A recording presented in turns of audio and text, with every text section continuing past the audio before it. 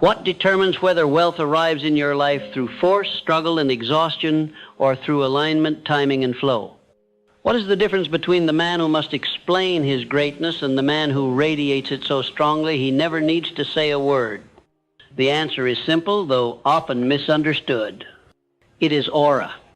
Not some abstract glow or mystical energy, but the concrete, measurable, and deeply felt presence of a man whose thoughts, habits, decisions, and behavior are all moving in one unified direction. Aura is not charm. It is not good looks. It is not cleverness. It is the felt resonance of integrity and motion. You see, most people are broadcasting confusion.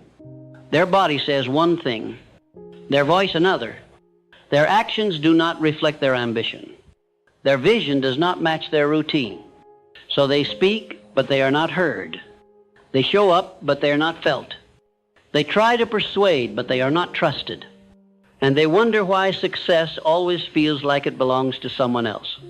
But there is another kind of man, the one who walks into the room and shifts the atmosphere, not by raising his voice, but simply by being there.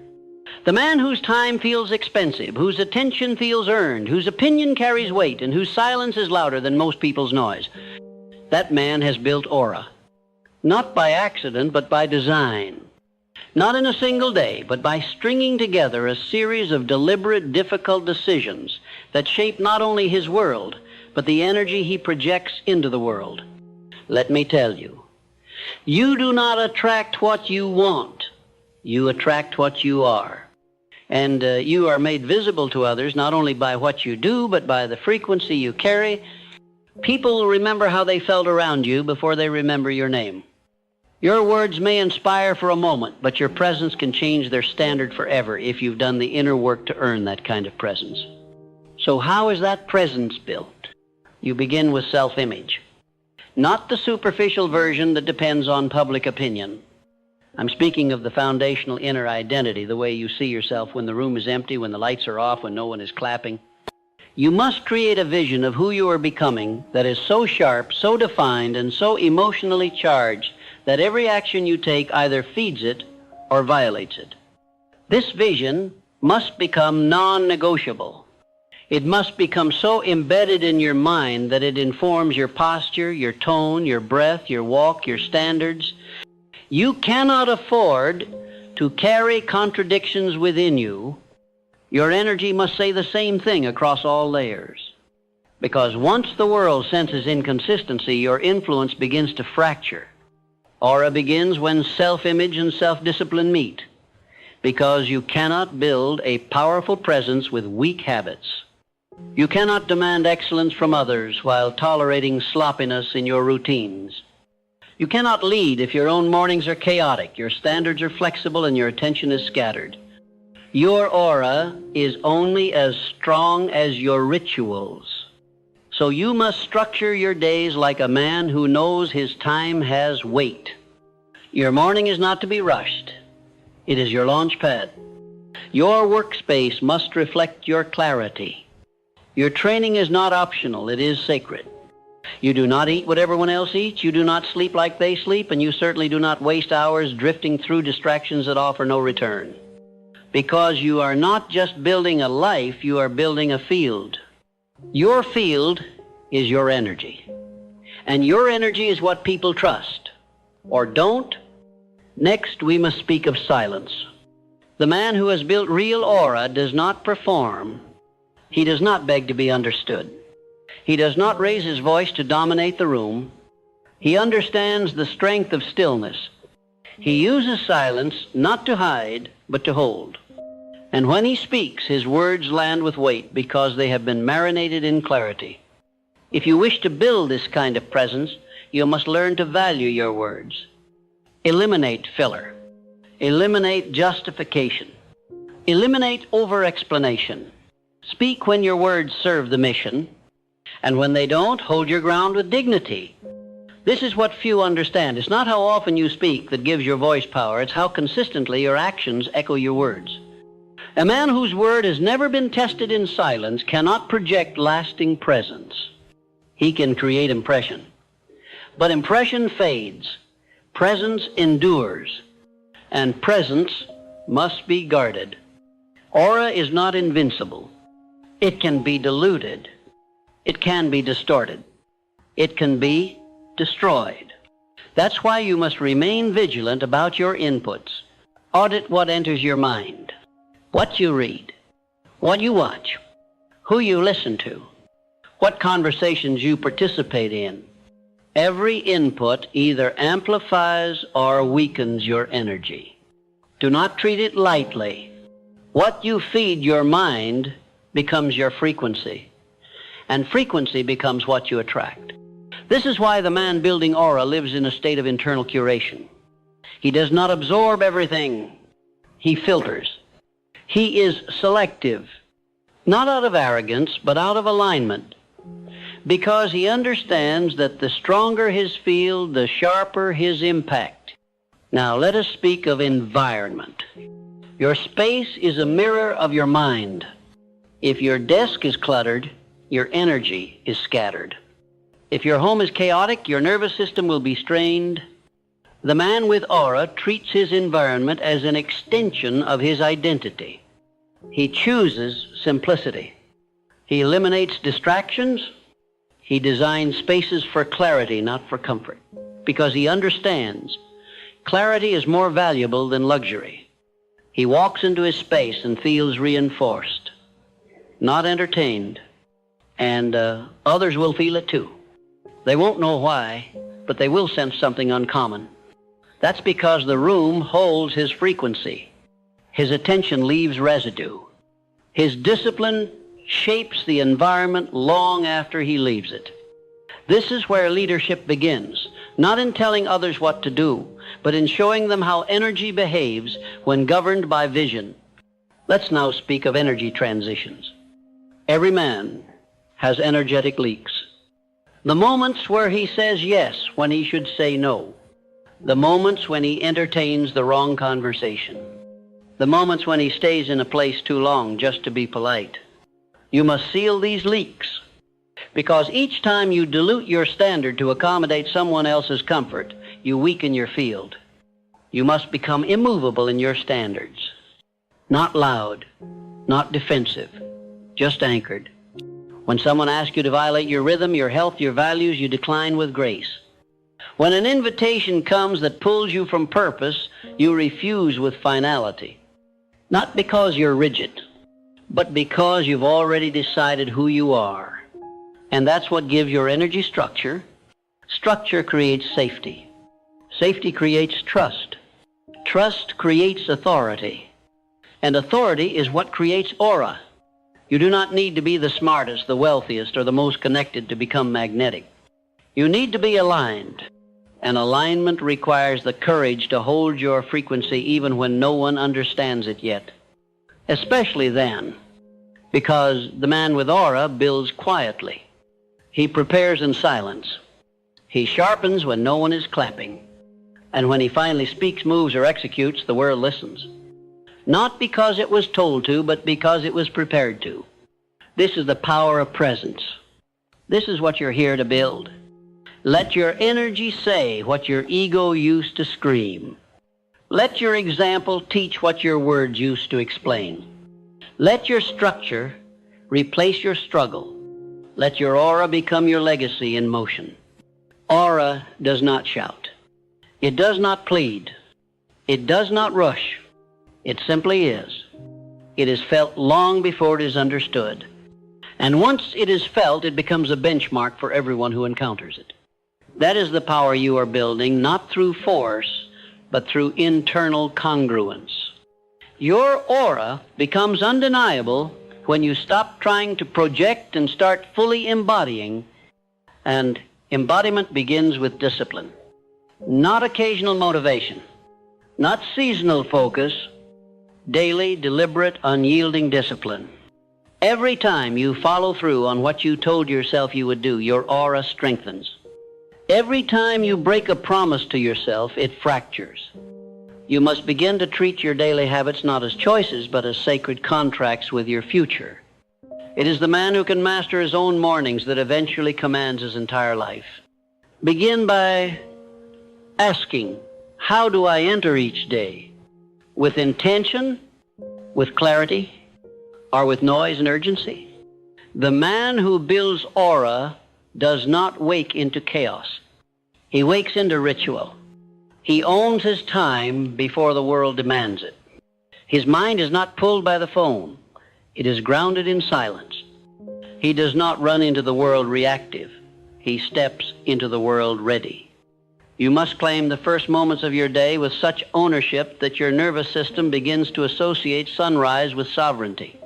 Your first breath of the morning is not just oxygen. It is a signal to your subconscious that you are in command. The second phase of aura building lies in your emotional posture. Too many men believe presence is built through dominance or intensity. But real aura is born in emotional steadiness.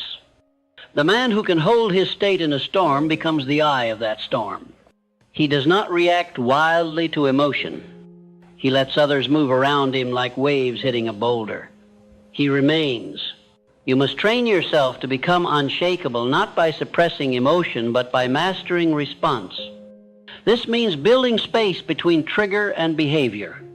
It means refusing to engage in conversations that drag you out of alignment.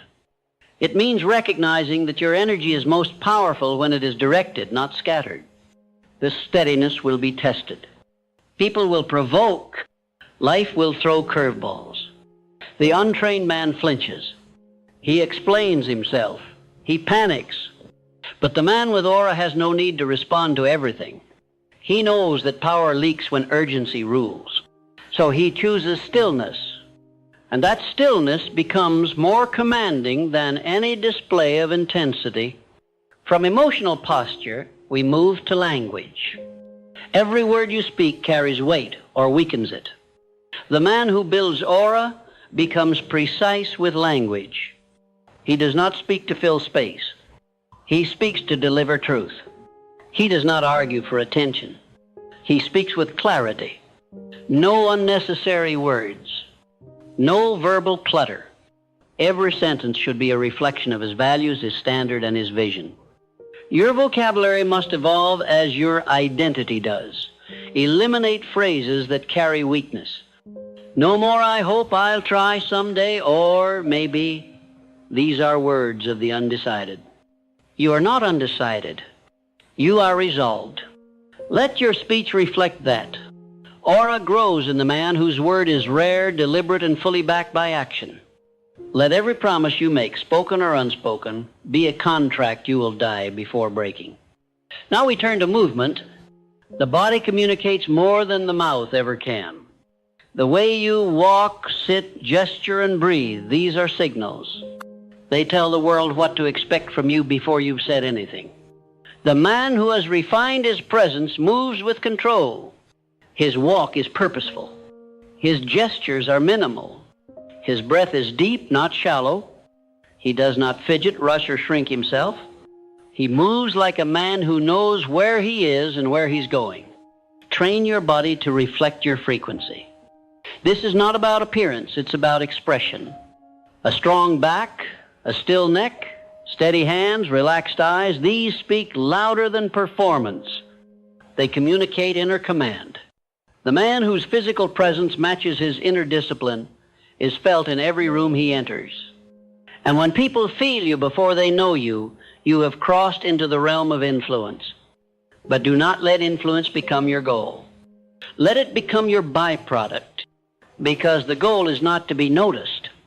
The goal is to live so precisely that your presence becomes service to others. It becomes a reflection of what's possible. When others see your steadiness, your control, your clarity, they are reminded that excellence is real, discipline is freeing, and power can exist without noise. You are not just building aura for yourself. You are becoming a blueprint for others. That is leadership, not titles, not hierarchy, but energetic standard. Let's now address your environment again, because this cannot be overstated. The man with aura understands that everything around him is part of his broadcast. From his room to his car to his digital space, every object, every folder, every calendar event is either an amplifier or a contaminant. You cannot live in visual chaos and expect internal harmony. Audit your environment weekly. Eliminate clutter. Refine your systems. Let everything in your world feel like it has a place and a purpose. A clean environment trains the mind to seek clarity. And clarity, as we've said, is one of the loudest frequencies in existence.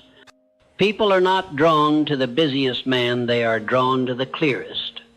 Now let us talk about energy economics. You only have so much energy in a day. The man building aura treats his energy like an investor treats capital. He does not spend it on anything that does not offer a return aligned with his mission. This means minimizing small talk, eliminating gossip, exiting low-level conversations, walking away from pointless conflict. It means choosing silence over noise, solitude over scattered company, reflection over entertainment.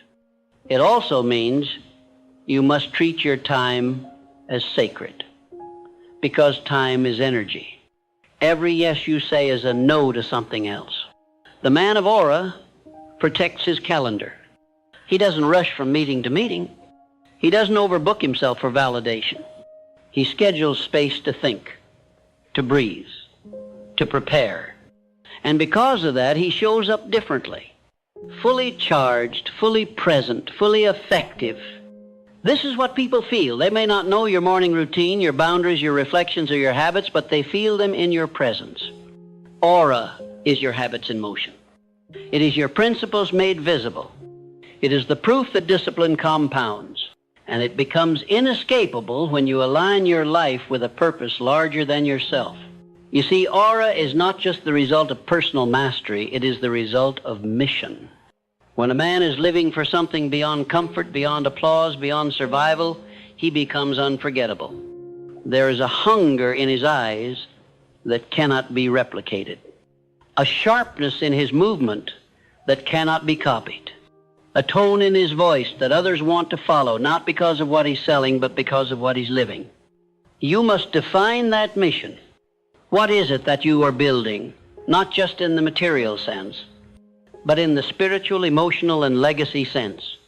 Who are you here to become, and what are you here to leave behind? When that mission becomes your compass, your life organizes itself. You say no more easily. You speak more clearly. You move more precisely. You protect more fiercely, because everything now must support the field you are building. And once that field is strong enough, once your presence is consistent enough, everything begins to respond. Opportunities arrive. People listen. Rooms quiet. Environments shift. Not because you tried to dominate, but because you became undeniable. That is aura. And it is not reserved for the chosen few. It is available to any man who is willing to lead himself relentlessly, privately, and without compromise. Aura, once built, must be lived. It must be practiced with the same intensity you used to create it. The mistake most men make is believing that once they have developed presence, once they begin to feel the results in their body, their business, their influence, it will carry them indefinitely. But aura is not a trophy. It is not a certificate. It is not something you win. It is something you tend to daily, privately, without applause, without exception. This is where many fall. They get a taste of recognition and loosen their edge. They receive praise and stop refining. They are given leadership and stop leading themselves. And in this space, aura begins to decay, not all at once, but slowly. A few neglected disciplines, a few moments of rationalized weakness, a few days without reflection. And then one day, the man who was once magnetic becomes forgettable. You must never allow that to happen, because aura is not about the peak. It is about consistency. The man whose presence outlasts trends, outlasts applause, outlasts chaos, is the man who treated his presence not as a performance, but as a promise. That promise begins with recommitment. Each day you must return to your principles as if they were new again. You must read your own code, revisit your vision, rewrite your mission in your mind with such clarity that it ignites you again. You do not wait for motivation. You create it through structure. Structure is the oxygen of high-frequency men. It allows creativity to flow. It allows power to stabilize. It allows wisdom to take form. Your routines are not for control, they are for command. Command over your mind. Your emotions, your energy, even your rest must be structured. High-level aura cannot be maintained on burnout. You must prioritize recovery not through escape, but through deliberate recharging. Sleep, solitude, reflection, stillness. These are not luxuries. They are necessities. The man who does not guard his energy will eventually beg to get it back. Now, let's revisit presence. Presence is not built in the moment you walk into a room. It is built in the hours you spent alone, making decisions the average man avoided. It's the result of showing up when it was easier to quit, of doing the work no one applauded, of saying no when yes would have been more comfortable. The room you walk into simply reveals the man you've been becoming all along. So stop focusing on how you're being perceived. Start focusing on what you're practicing. Your energy will never lie. You cannot fake presence. You cannot perform integrity. People will feel who you are long before they understand why. That is your advantage. When your energy matches your word, you no longer need marketing. You are a message in motion. You don't chase attention, it finds you. Not because you're trying to be interesting, but because you are interested in your purpose, and that passion radiates louder than performance ever could. Let's now speak of decisions. Every decision you make carries energetic weight. You either reinforce your aura or you reduce it. There is no neutrality. Every bite you eat, every call you take, every hour you spend is either aligned with the man you claim to be or it's an act of betrayal. This is why awareness matters, not as some vague concept, but as a tactical discipline. The man with aura is watching himself. He knows when he is drifting. He knows when his voice is off. He knows when he's procrastinating, avoiding, shrinking. And the moment he sees it, he corrects. Immediately. No stories, no delay, just realignment. You must build this kind of internal feedback system. You don't need the world to tell you when you're slipping. You need to feel it and act on it. That's how aura is preserved, not through external validation, but through internal vigilance. Now let us elevate this further. Once your presence becomes stable, you must begin to transmit.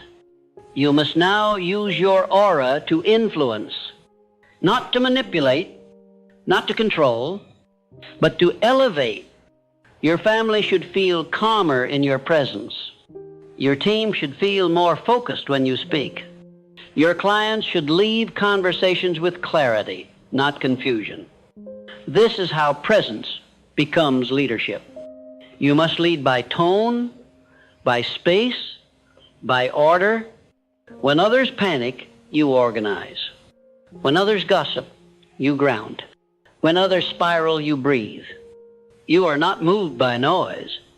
You move the noise out of the way through principle, and make no mistake, people notice. They may not comment on it, but they feel it. The next time something goes wrong, they look to you. Not because you're the loudest, but because you are the most stable. That is power, real power. Not the kind that needs to dominate, but the kind that attracts responsibility, influence, impact. The final frontier of aura is not presence. It is peace. When you are fully aligned, fully integrated, fully expressed, you become calm. Not because life is easy, but because your spirit is undivided. There is no more pretending, no more performing, No more apologizing for your pace, your process, your principles. You walk lighter but with more weight. You speak less but with more volume. You demand less but are given more. Because peace is magnetic. It is the result of a man who has gone to war with himself and won. And now, in victory, he walks with grace, with precision, with gravity. Let me leave you with this. Aura is not the goal. It is the evidence. The evidence of decisions made in silence. The evidence of pain turned into posture. The evidence of values lived under pressure. The evidence of a man who refused to bend when the world begged him to break. You are not here to chase success. You are here to become the type of man success cannot ignore. You